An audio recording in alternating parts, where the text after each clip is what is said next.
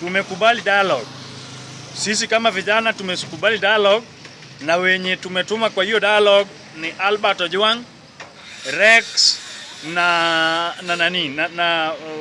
Mwangi Kariuki. Mimi nimesema wakati tena imewadia wa Kenya kuzungumza. Wakenya wazungumuze ili wajue pale ambaye kuna shida ni wapi, hapa na pale na pale. Sio tuko maandamano, Ruto must go. Ruto must go. Ile hata Ruto akitoka, hiyo si suluhu. Hao watu watatu ndio watakuja kusikizana na nyinyi. Tumekubali hiyo dialogue. Hiyo dialogue tunataka nominate wenye wataongea kwa niaba yetu. Ni Albert Ojwang ndio chairman, deputy yake ni Rex, alafu secretary yake ni ni Boniface Kariuki. Hao tumesawa pea wakuja wasikizane na nyinyi. Tumesawa pea hao watu wakuja wasikizane na nyinyi. Mkikubaliana ni sawa, msipokubaliana nao tutasema ni sawa. Tutaangalia way forward. Lakini hao watu ngapi? Watu tatu. Albert Ojwang tumenominate kukuja kusikia mambo yenu ni mnasema hiyo ya dialogue, na karibu Boniface Mwangi na Boniface Kariuki na Rex. Hao tumesawa pea na watakuja. Mtasema tu day yenye mnawataka, mtawaona, mtakuja hapo. Hata kama ni hiyo status ndio mnataka hiyo dialogue ifanyike. Hao watu tatu wametosa, Albert Ojwang, Rex na Boniface Kariuki. Hao watu tatu tumesawa pea kabisa. Ndio maana mimi nimesema tumesakubali dialogue. Sisi kama vijana tusakubali hiyo dialogue na ifanyike haraka iwezekanavyo, sababu Boniface Kariuki atakuwa hapo, Rex atakuwa hapo,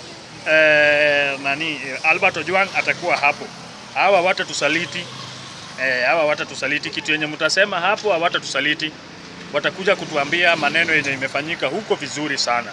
So sisi hatuna maneno, hatuna mambo, lakini hao watu tatu make sure mumeongea nao vizuri. Now, if you're a political connoisseur, let's gather over here and dissect some politics. Now, we are seeing the chief political conman, the snake oil salesman, and the political merchant has reared his ugly head. And once again, he's coming with his old tricks that now this country needs dialogue. And as usual, those dialogue names, they have grandeur names, but little substance. So the latest is called intergenerational conclave. That's what he's proposing. Now, Kandabondo man, one thing you have to know, you've become very relevant. You're a relic of the old order. And these old tricks you've been using to manipulate people for a long time are catching up with you. And nobody's going to take you serious. For the last 3-4 years, you've taken us with a lot of nonsensical dialogues. You started with BBI, it achieved nothing. Then you've come here with NADCO. That NADCO even has not been implemented. You're already jumping now with intergenerational conclave. This country does not need dialogue. It doesn't need dialogue. All we need is political goodwill. And once you have political goodwill, everything falls into place.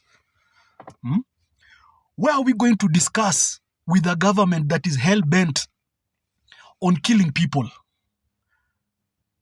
We have buried many. The others who have been maimed are in hospital. Extrajudicial killings. People are disappearing. How are we going to sit with such a government? A government that is so egocentric, a government that is so boisterous, a government that is full of hubris. How are we going to sit down and discuss? Discuss what? Time for discussion is over. And indeed, if there's anything we need in this country, it's something called TJRC, Truth, Justice, and Reconciliation. We need truth. For all these scandals that have happened in this country, from independence to date, all these political assassinations, we need the truth. Once we get the truth, what else? We need justice. Justice has to be served. Those who are culpable to go to jail. Families to have closure. Reconciliation. What do we need with reconciliation? The political class and the people need to reconciliate. Look at the relationship between the police and the public. It's irreparable. It's irreparable. Those are the things we should be talking about, reconciliation, but not at intergenerational conclave. What is that? What is that?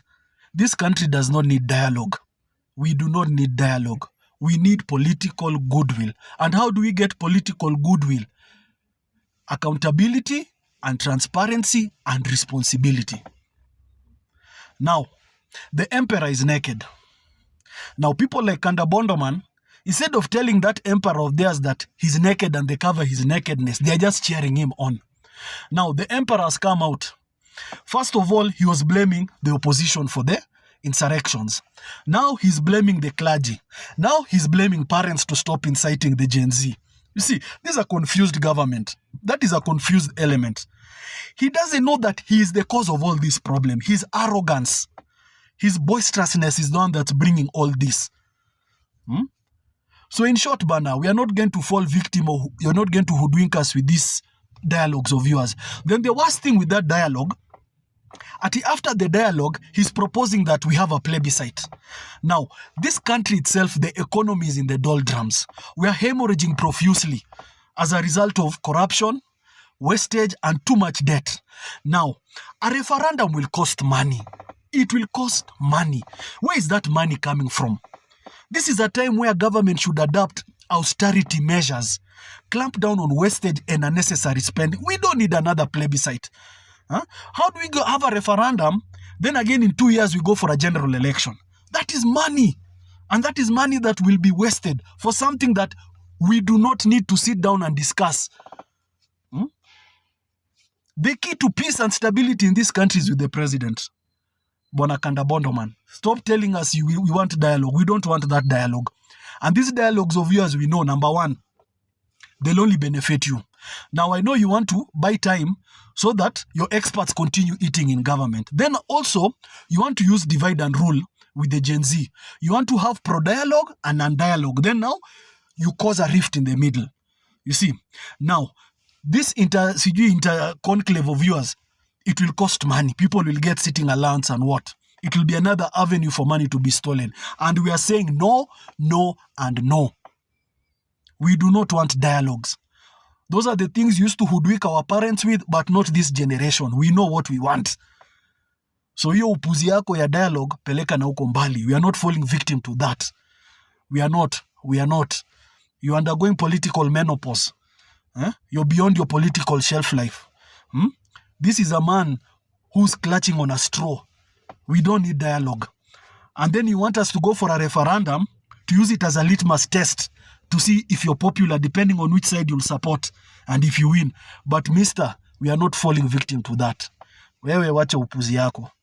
Uchungu sana nikiona mzee mmoja hapa Kenya ambaye ametusumbua miaka mingi, anaitwa Raila Odinga. Anasema sasa ati Wakenya waongee pamoja, ati tuunde serikali moja pamoja. Sisi tunataka kuambia Raila Odinga, ile kuongea sisi tutaongea kwa debe in 2027. Na Wakenya wamesema hawawezi ongea na mtu ambaye anaua watu wao. Do we need dialogue to arrest killer cops?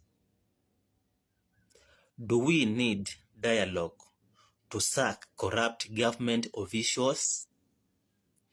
Do we need dialogue to audit the public debt? Do we need dialogue to post medical interns? Do we need dialogue to end incompetence? Is this too much to ask for? I say no to dialogue. You know what we want. We are advocating for good governance, and you all know that, but you are pretending you need dialogue as if you know nothing. I am sure you know everything we want, but you are keeping a blind eye on that.